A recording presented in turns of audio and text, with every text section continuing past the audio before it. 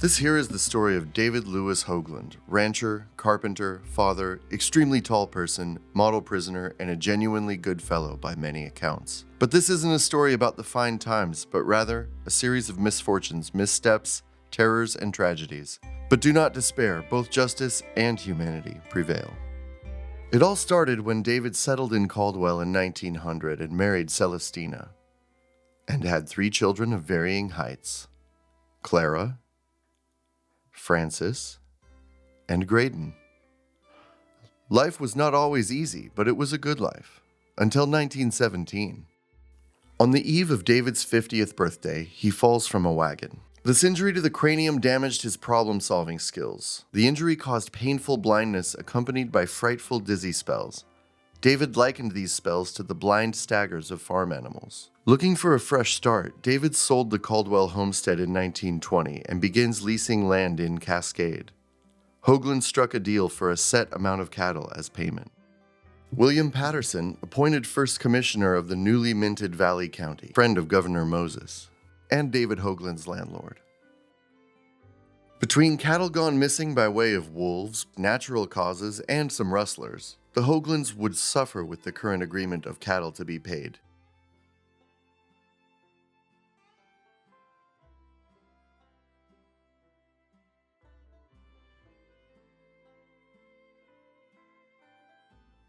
David did not sleep that night and decided to have another, more private conversation with Patterson. Now is also the time to recall that David had his brain forcibly misaligned several years back, causing painful dizzy spells and greatly diminished problem-solving ability. It's all off with you.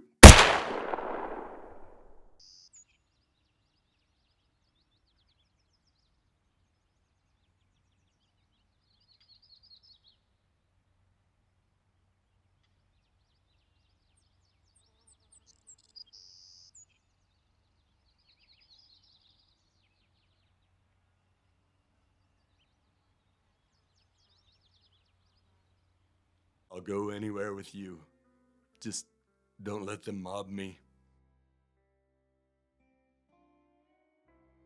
At this time in our nation's history, lynch mobs were a violent, albeit dying form of pioneer justice. The sheriff was a good man who kept his promise to David. This promise is bigger than the sheriff realizes, as the newly built jail is overcrowded, has no plumbing, and is little more than a lean-to with no amenities. It could not hold back a mob. The sheriff took David directly to Ada County Jail. The trip in the sheriff's car took a short 9 hours each way. This round trip occurred 3 separate times for the trial, using different back roads to avoid the lynch mob. The lynch mob failed. Meanwhile, Francis, David's middle child, attempts to have his father's trial moved to a different county for a fair trial. No one signed the petition. David pled not guilty and was sentenced to hang on April 16, 1923.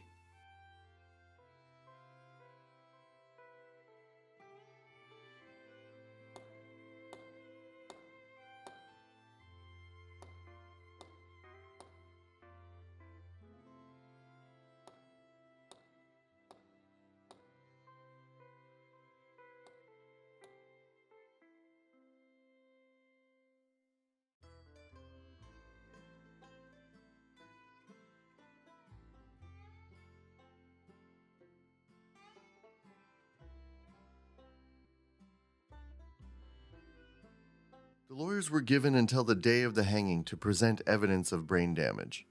Of this situation, the warden states, I hope I don't have to hang him. Hoagland has been a model prisoner if there ever was one.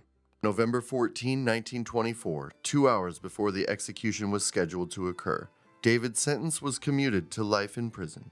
It was decided that David's brain injury had led him to believe he must take the law into his own hands in this one instance, but in all other aspects has led an exemplary life.